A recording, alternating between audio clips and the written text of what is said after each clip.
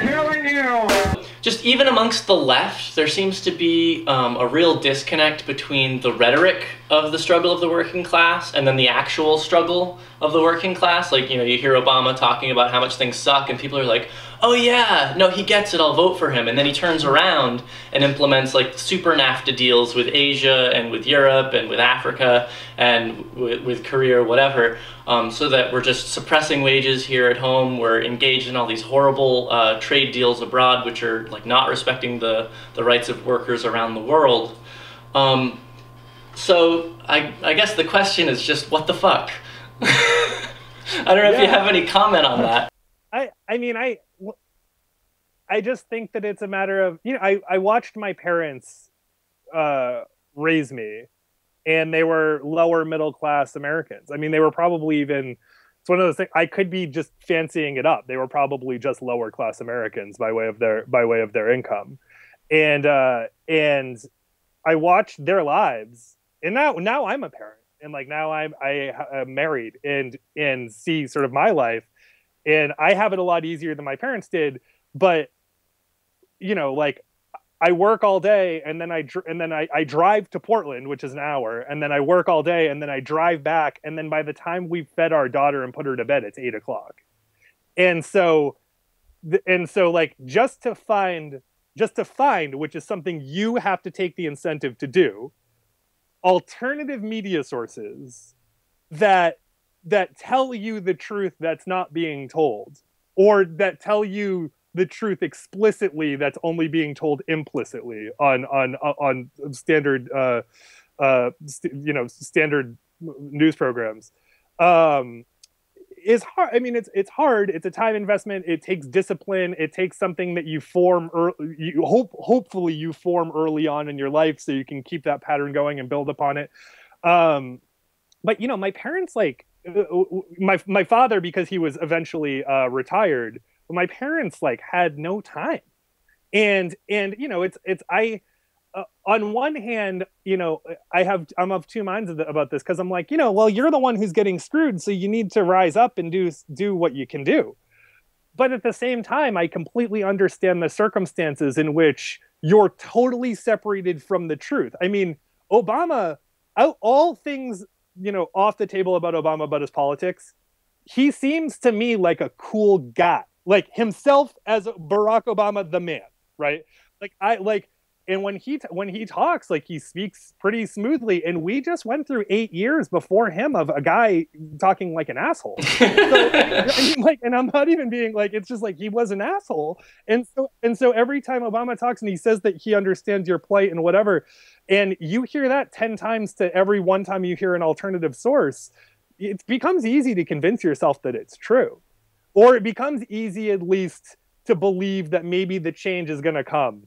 And just give it another little while. Just give it another little while. Just give it another little while. And then a decade's gone by and nothing's happened. Or things have gotten actively worse. Well, that's you know, that was one of the beliefs that Barack Obama, I think, is coming, at least if you're talking about where the Republicans are and where the Democrats are, at the very least, on the positive end, coming from a point that looks at economics in an abstract, right? At the very least says, oh, more has happened theoretically since Adam Smith. So let's have a conversation about those things. At the very least, that happens.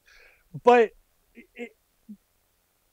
the action that happens as a result of those thoughts, or I mean, I even think that those aren't necessarily the right thoughts, but does action come out of those thoughts?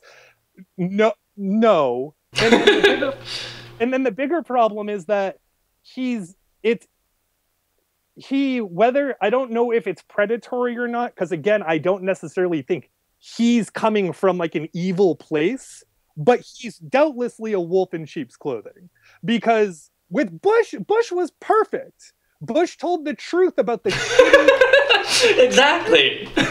It was ideal, and everyone says, well, the left is self-defeating, and all the left ever wants is just to be in a corner, and so that way they can be right. No, we just want a guy. At least when the guy tells the truth, people get angry about it. Mm-hmm. But when the guy delivers when this guy delivers the same truth that the last guy delivered, but talks a bigger, more eloquent, beautiful game, it becomes really frustrating. A couple points. I mean, Bush was perfect for that reason. I mean, Reagan wasn't able to get NAFTA passed, or to join the, eventually the WTO. George H.W. Bush wasn't able to get. I mean, it was like a a Koch brother kind of thing. And, the DLC was founded by the Koch brothers. And so it was Clinton, a Democrat, after people, kind of were like, I don't know about this free trade, like, can't we just do bilateral trade thing? It was Clinton who eventually got it done. And so it seems like, because of the corrupting influence of money in politics, and it's just like, it's just a fact that exists. It always seems to be Democrats who kind of like put the activists on the left to sleep, and then it's the Democrats who get the Republican agenda through.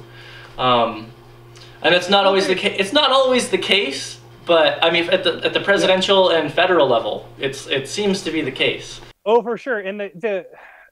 And one thing that I don't think gets enough when we talk about money in politics, because it's interwoven with this other idea, we don't talk enough about optics.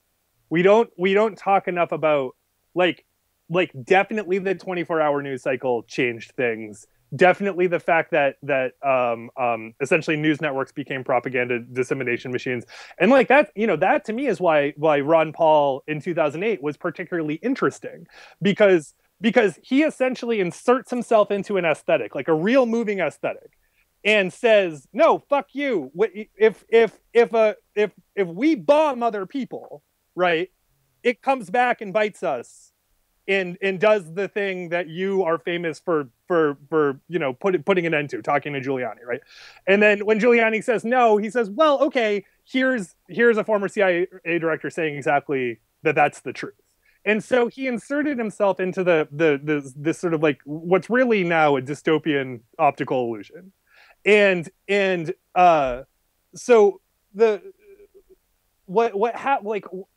I was thinking about this today with regard to the last week in Maine.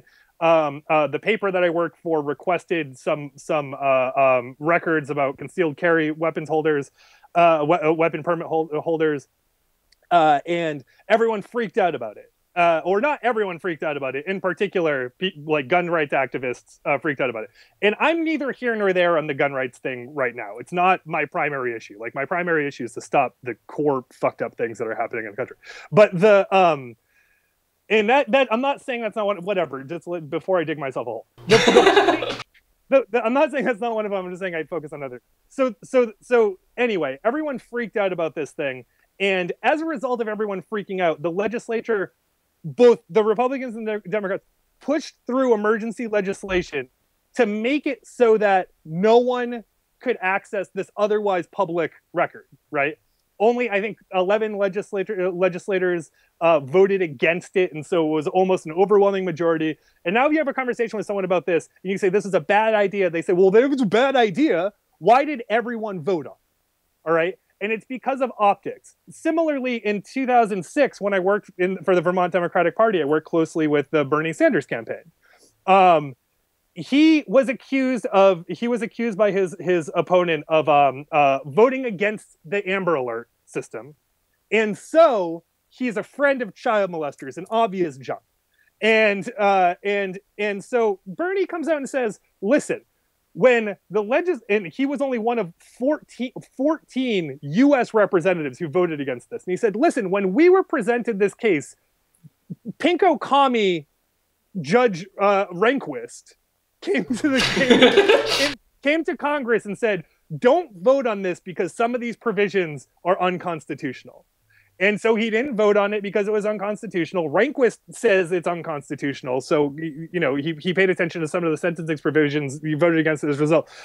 why did everyone vote against it if the Supreme Court, which is where the bill eventually went to be struck down as unconstitutional, by the way, why did they all vote on it if they were told it was unconstitutional? Well, because of the money in politics element, they know where that's leading.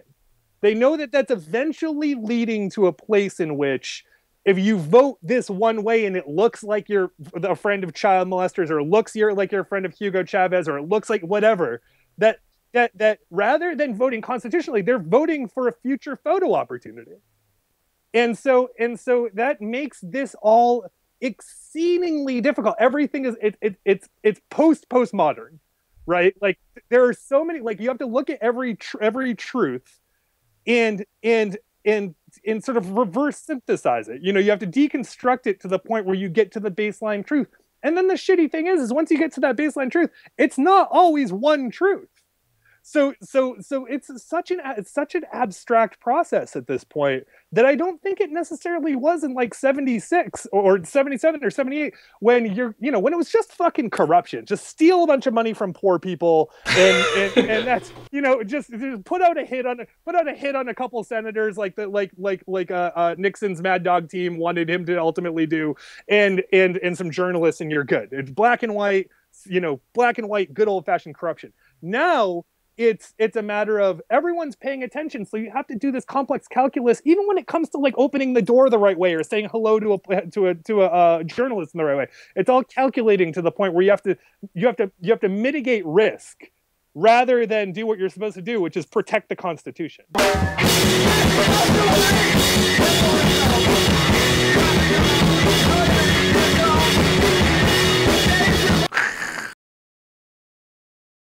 You're watching The Punk Patriot, to life, liberty, in pursuit of a less fucked up government. If you like this video, please donate what you think it was worth. You can find the link down in the description of the video. Also, let me know what you think in the comments section. Please share this video with your friends and your enemies. The only way that this channel will expand is through word of mouth and people like you. So thank you very much. Peace.